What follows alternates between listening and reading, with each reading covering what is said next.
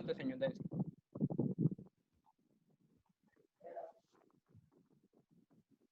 Bueno, ¿sí me escuchas? Sí, adelante. Sí. ¿Aló?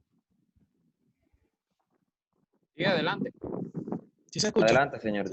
Sí, sí, claro. Bueno, buenas tardes. Nosotros vamos a hablar sobre el constitucionalismo y sobre el derecho constitucional.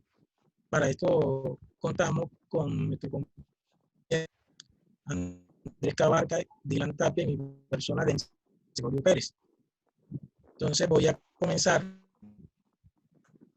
hablando sobre el constitucionalismo y le pido el favor a Andrés Cabarca para que presente la imagen del constitucionalismo.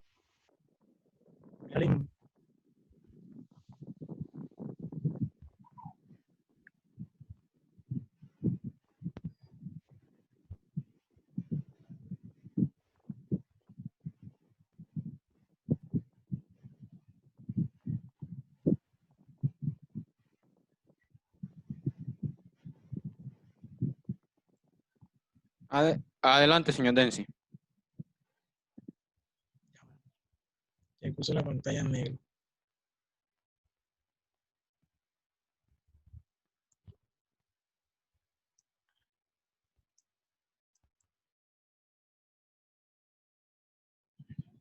No sale, sale como...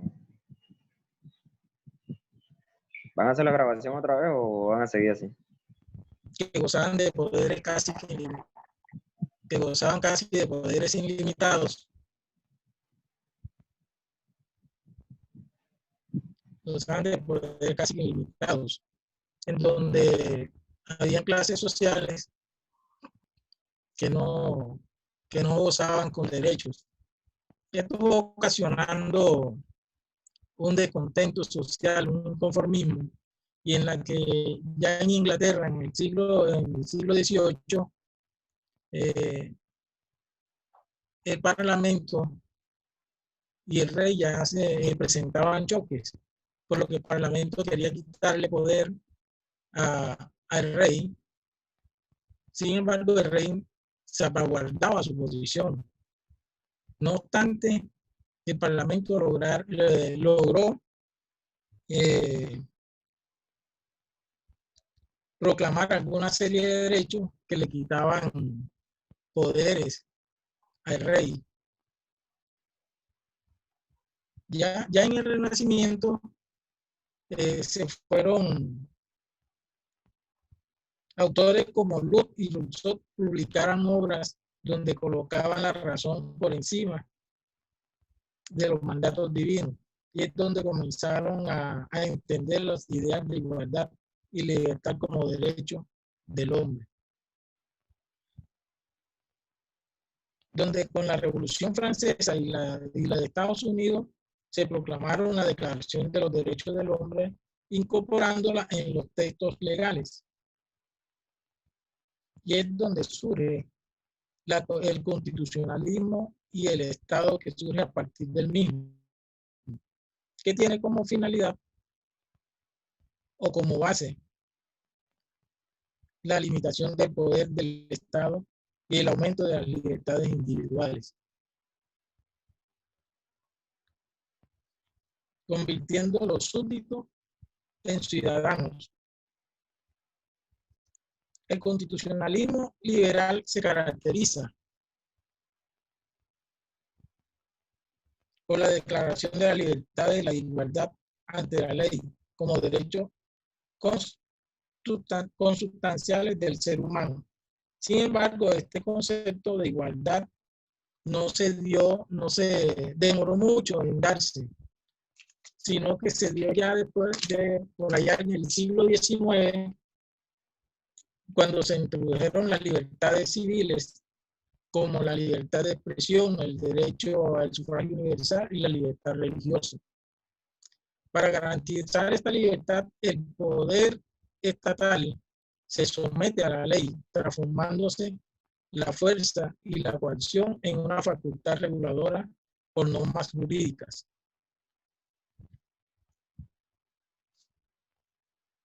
queriendo decir de que todo esto, que el constitucionalismo tiene como finalidad la legalidad del poder público, de manera que la ley orienta cómo debe ser el actuar de los gobernantes. Dicho de otra manera, es donde los gobernantes se subordinan a sí mismos a una constitución, que es la verdadera esencia del constitucionalismo, en la cual se distingue por los siguientes principios: legitimidad, división de poderes, participación popular y responsabilidad del poder. Además, identifica los sujetos del poder legislativo, ejecutivo y judicial, y determina la facultad de cada uno de ellos. Y es donde empieza aquí entonces el derecho constitucional a operar con respecto a eso.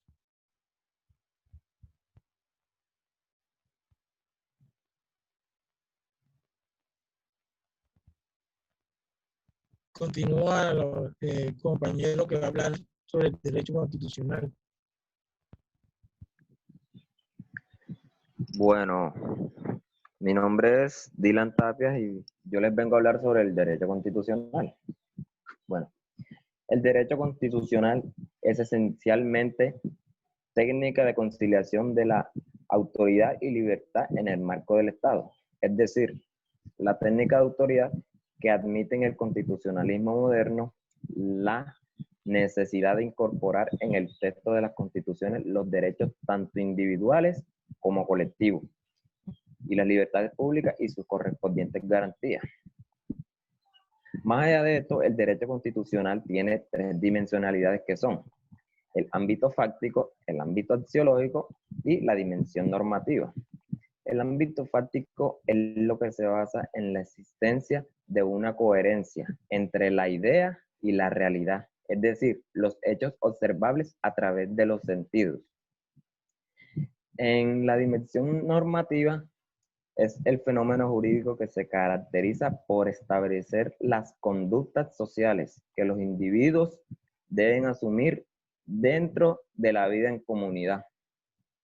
En la dimensión axiológica, es decir, que todo lo relacionado con los valores morales, éticos y espirituales, es decir, los valores predominantes en una determinada sociedad.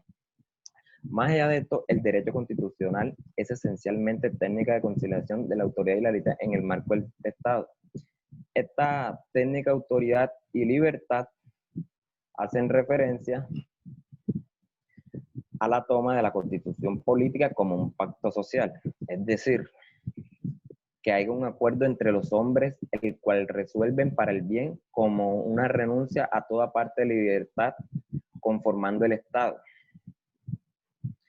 ¿Para qué? Para reconocer sus derechos que luego que serán declarados en la constitución política.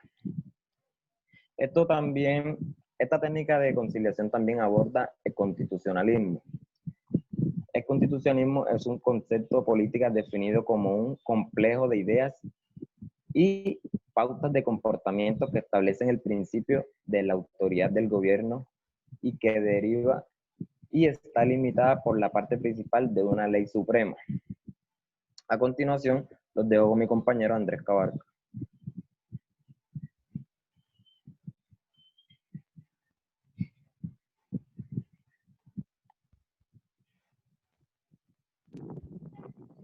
Gracias, compañero. Bien, yo voy en sí a enfocarme en la tridimensionalidad. La tridimensionalidad nace por algunas posturas, como lo fue la postura de Vidal y la de Vidal, que expresaba ¿cómo es? Afirmaba que en un mundo jurídico, también el constitucionalismo que debíamos hablar, que encaraba varias órdenes, como lo es el orden normativo, la realidad existencial y el orden axiológico. Mientras que Goldsmith hablaba de la relación de los valores. Él propuso integrar las tres dimensiones, tanto las normas, los hechos y los valores.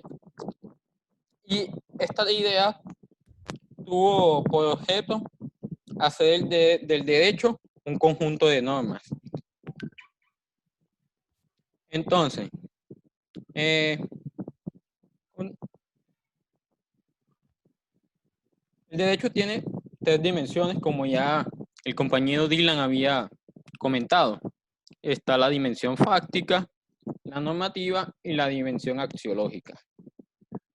La dimensión fáctica, como se había comentado, empleada por sus hechos, que en ella vemos como la realidad, los datos verificables y la confrontación con lo normativo. Los datos verificables son a partir de los datos que se toman de las normas. La dimensión normativa está comprendida por el derecho consuetudinario, que es el derecho que no está en un papel, pero que sin embargo se cumple. Es decir, es el derecho que nace de la costumbre y que trasciende. Un ejemplo de esto se ve en las fiestas novembrinas, por así decirlo, en la cual no está escrito que se tenga que hacer, pero que sin embargo año tras año ocurren en la ciudad de Cartagena. Y el derecho positivo, que son el conjunto de normas que están en el papel, que están escritas y que tienen como función regular el comportamiento de los habitantes de una nación. También tenemos que la dimensión normativa es estática y conservadora, de carácter conservador. La dimensión normativa está representada en las normas y tiene como función principal proteger a la dimensión minórica, es decir, a las minorías o llamarlas pueblos. Una de sus funciones, regular las conductas del pueblo. Tanto la dimensión fáctica como la dimensión normativa tienen un impacto que es el que al final se ve en el fáctico normativo. Continuamos con la dimensión axiológica. La dimensión axiológica son los valores y que se ven reflejados los valores, que como un ejemplo sería separar la política de la religión. La dimensión axiológica es una relación junto a los derechos humanos que se entienden como la ciencia política. Entonces,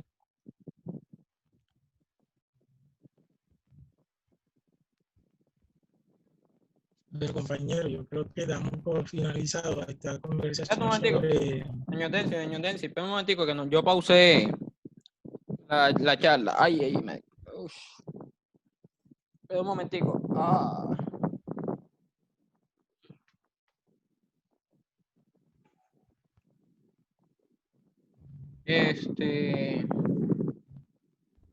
Aquí hay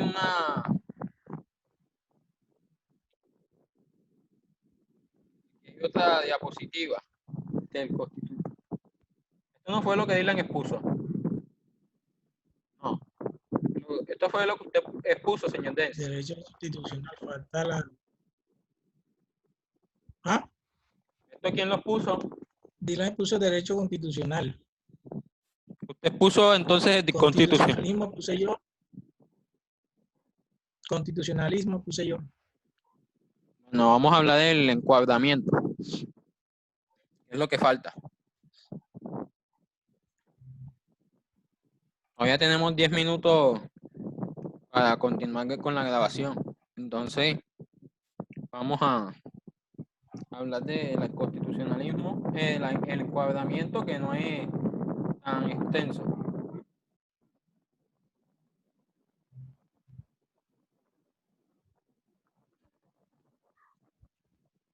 Entonces, ¿continúo yo o- Que digan, dale.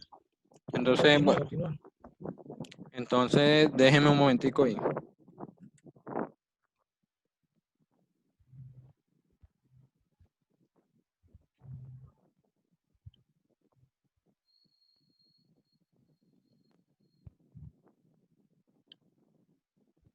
Un segundito.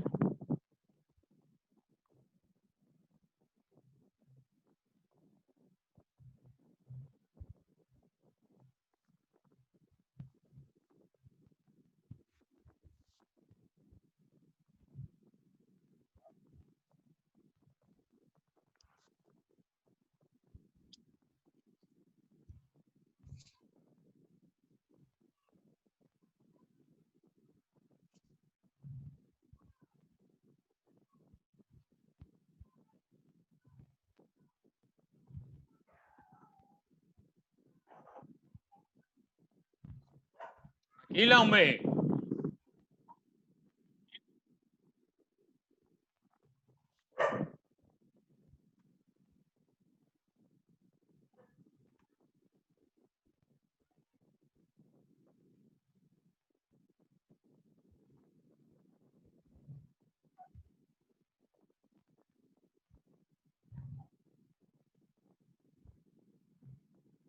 Bien, entonces continuamos con el encuadramiento de los fenómenos políticos.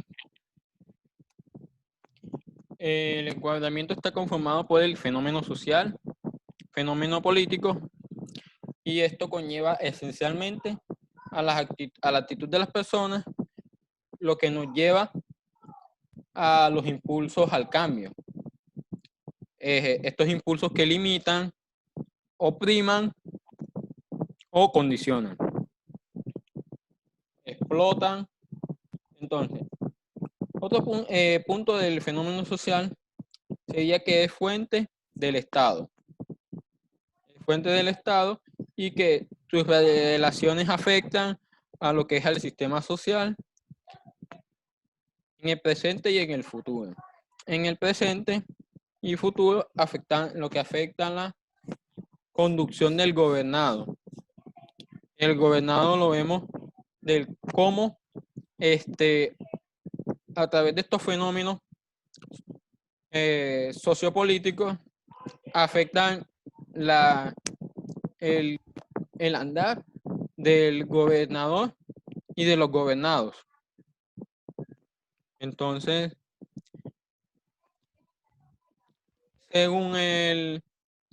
según Hoydu, define este tipo de conductas que buscan establecer orden y justicia y se fundan en la coacción y la legitimidad. Muchas gracias. Entonces,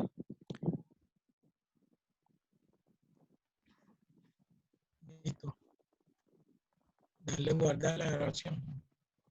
listo pues. Entonces, Listo. eso fue todo y muchas gracias.